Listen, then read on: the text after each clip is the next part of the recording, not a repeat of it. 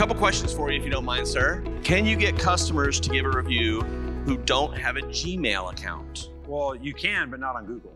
So what that goes back to that auto detection thing. In order to leave a Google review, Google has to verify that there's a unique person leaving a review. They don't have to have a Gmail, but they have to have a Google account. So that's what I was saying, like at Webfoot, all their email addresses are Google emails. Albright, all theirs are Outlook emails. So if an Albright user was going to leave a review for another business, they'd have to do it with a different email that was a Google account, if that makes sense. So yeah, if you don't have a Gmail, that's okay, but you do have to have a Google account, which would either be like a business email or I guess you'd have to have a Google account to leave a review on Google. If you don't, you can drive them to Facebook, but then you have to have a Facebook account. If you don't have that, you can go Yelp, but you got to have a Yelp account. Like all of them require an account to something.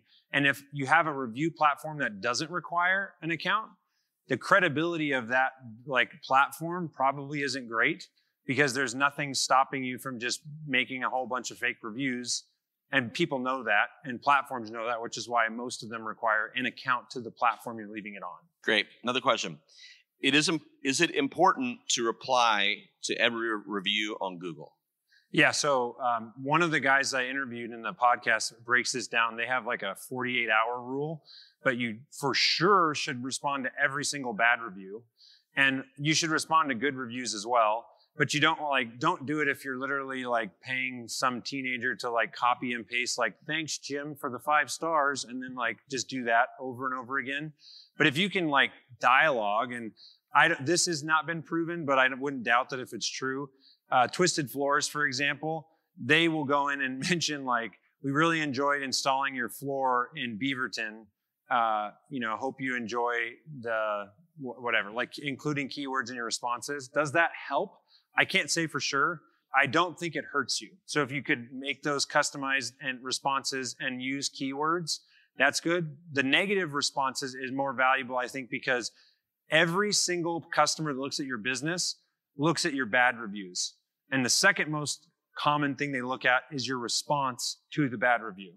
So I always look at like when we get a 1-star review, first of all, we're going to respond to that person quickly and try and flip them.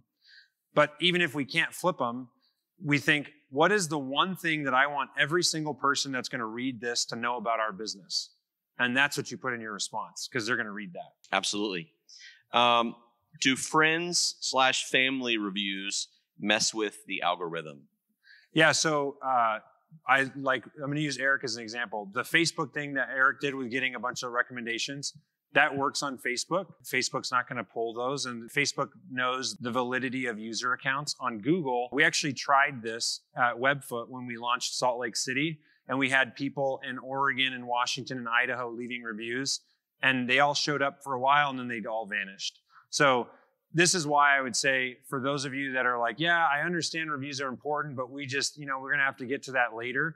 Every month that you wait to get a real review from a real customer, you're just losing those reviews. You're leaving them on the table.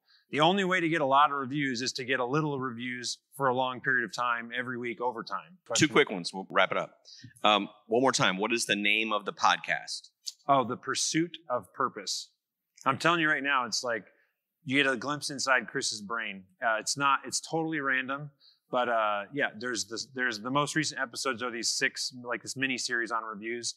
And then there might be a business coach and then, a business owner or data like nerd like me. So you have to be selective depending upon your interests. Last question.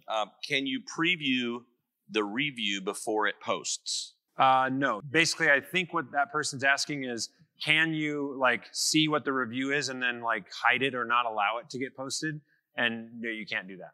Allow me a couple seconds. I want Chris to know, and I think he does know, how important reviews are to us and Penntek.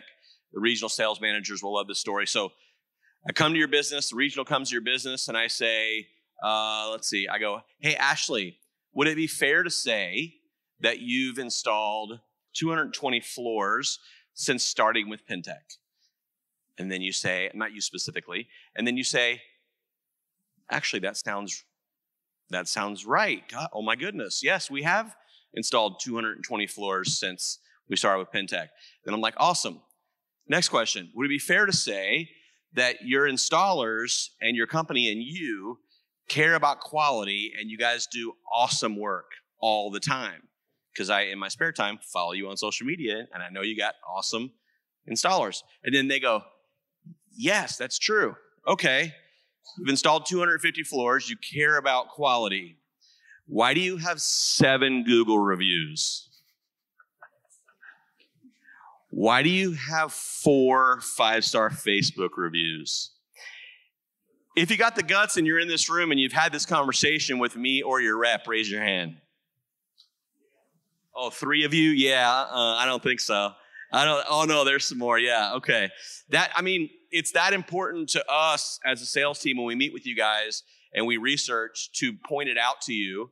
I can think of Steve Dodge, Tim Thorne, many people who will say to us, man, I just wasn't on my radar with 12,000 things. We thought we were okay. You challenged us, and this is what we did. And that's what we want to do. That's how important reviews are. It's one of the reasons we invited Chris to do this.